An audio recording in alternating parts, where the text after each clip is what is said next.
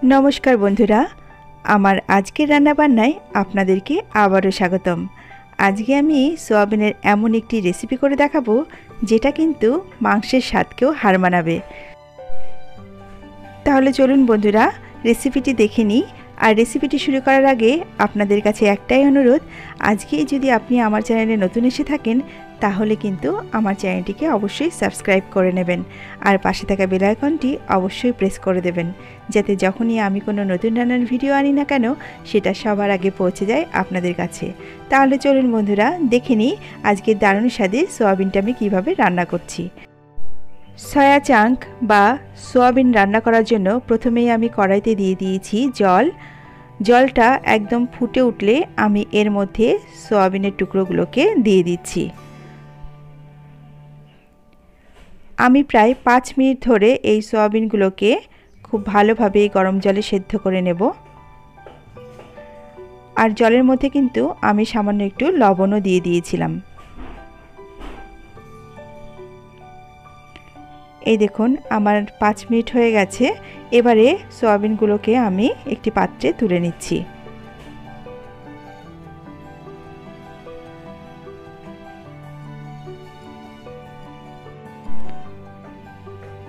একটি ছিদ্রযুক্ত গামলাতে আমি সোয়াবিনগুলোকে তুলে নিয়েছি।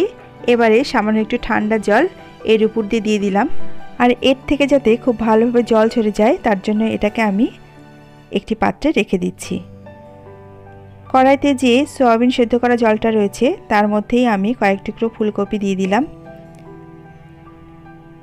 ফুলকপিগুলোকে আমি 2-3 মিনিট ধরে একটু ভাপ দিয়ে নেব যাতে ফুলকপি থেকে যে একটা গন্ধ আসে সেই গন্ধটা চলে যায়।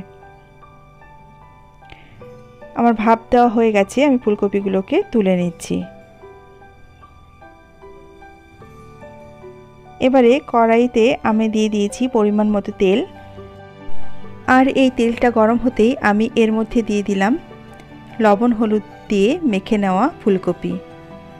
ফুলকপিগুলোকে এবারে আমি খুব ভালো করে একটু ভেজে নেব। ভাজা হয়ে গেলে এবারে ফুলকপিগুলোকে আমি তুলে নিচ্ছি।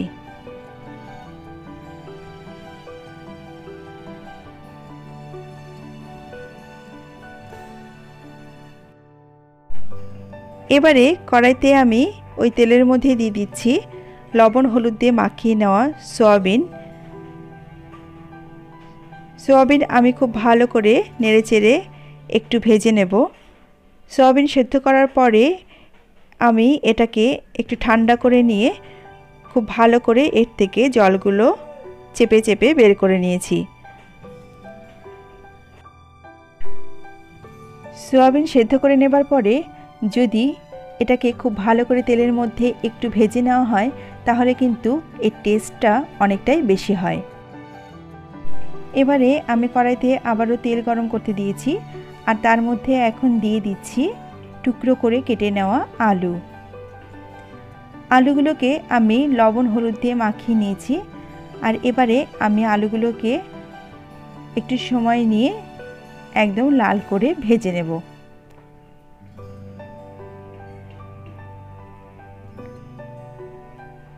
আমার আলু ভাজা কিন্তু হয়ে গেছে। এবারে কড়াইতে আমি ওই তেলের মধ্যেই দিয়ে দিলাম ফোড়নের জন্য শুকনো লঙ্কা, তেজপাতা এবং সামান্য একটু গোটা জিরে। ফোড়নগুলোকে আমি খুব ভালো করে নেড়েচেড়ে একটু ভেজে নিচ্ছি।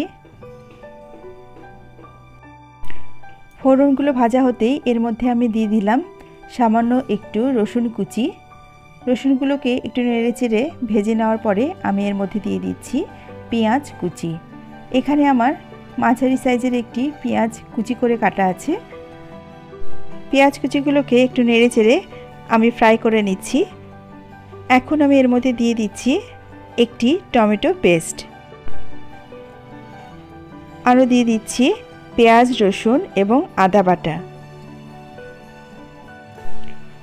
এর মধ্যে এখন অ্যাড করছি 1 চামচ জিরের গুঁড়ো, 1 চামচ হলুদের গুঁড়ো, 1 চামচ লবণ, 1 চামচ লাল লঙ্কার গুঁড়ো এবং 1 চামচ কাশ্মীরি লঙ্কার গুঁড়ো। এই সবগুলো গুঁড়ো মশলা আমি এখন এই বাটা মশলার সঙ্গে খুব ভালোভাবে নেড়েচেড়ে মিশিয়ে নিচ্ছি। এই মশলাগুলোকে খুব ভালোভাবে কষিয়ে নিতে হবে। গ্যাসের আঁচটাকে একদমই লোতে রেখে আমি সময় নিয়ে এই মশলাগুলোকে খুব ভালোভাবে কষিয়ে নিচ্ছি। এই দেখুন আমার মশলাগুলো থেকে কিন্তু তেল ছাড়তে শুরু করে দিয়েছে, তার মানে আমার মশলাগুলো একদমই ভালোভাবে কষানো হয়ে গেছে। এখন আমি এর মধ্যে দিয়ে দিচ্ছি ভেজে রাখা সয়াবিন,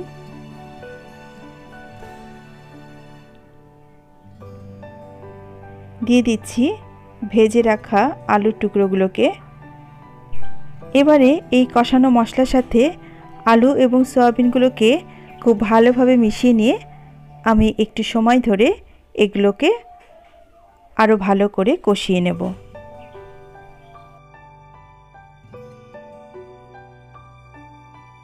এই পর্যায়ে আমি এর মধ্যে দিয়ে দিচ্ছি সামান্য পরিমাণে একটু চিনি। চিনিটা কিন্তু এর টেস্টটাকে মিষ্টি করবে না, কিন্তু কালারটা খুব ভালো আসবে। আমার সয়াবিন কিন্তু কষানো প্রায় কমপ্লিট। এবারে এর মধ্যে আমি দিয়ে দেব গরম জল। ঝোলটা কিন্তু আপনারা আপনাদের পরিমাণ অনুযায়ী দিয়ে দেবেন। এই দেখুন আমার ঝোলটা কিন্তু ফুটতে শুরু করেছে। এবারে আমি এই কড়াইটা একটি ঢাকনা দিয়ে মিনিট 5 জন্য ঢেকে দিচ্ছি। আর এই সময় আমার গ্যাসের আঁচটা কিন্তু মাঝারি ফ্লেমে আছে। 5 মিনিট পর আমি কড়াইয়ের ঢাকনাটা খুলে ফেললাম। এই দেখুন আমার সয়াবিনের কালারটা কিন্তু খুবই সুন্দর এসছে। এখন আমি এর মধ্যে দিয়ে দিচ্ছি প্রায় 1.5 চামচ ভাজা মশলা। ভাজা মশলা আমি গোটা জিরে, গোটা ধনে, শুকনো লঙ্কা, তেজপাতা এবং দারচিনি একসঙ্গে একটু তাওয়ায় গরম করে নিয়ে গুঁড়ো করে নিয়েছি। ভাজা মশলা দিলে কিন্তু তরকারির স্মেলটা খুব সুন্দর হয়। এবারে আমি এর মধ্যে দিয়ে দিচ্ছি 1 চামচ ঘি। ঘিটা কিন্তু অপশনাল, এটা ইচ্ছা করলে আপনারা নাও দিতে পারেন। এভাবেই তৈরি হয়ে গেল আমার দারুণ স্বাদের সয়াবিন রান্না। আমি এবারে একটি সার্ভিং বলে সয়াবিনের তরকারিটাকে তুলে নিচ্ছি। তাহলে দেখলেন তো বন্ধুরা, কতটা সহজে দারুণ স্বাদের এই সয়াবিন কারি বাড়িতে কিভাবে তৈরি করে ফেলা যায়। আজকে অবশ্যই কিন্তু আপনারা আমার রেসিপিটি ফলো করে এই সয়াবিন রান্নাটি ট্রাই করে দেখবেন।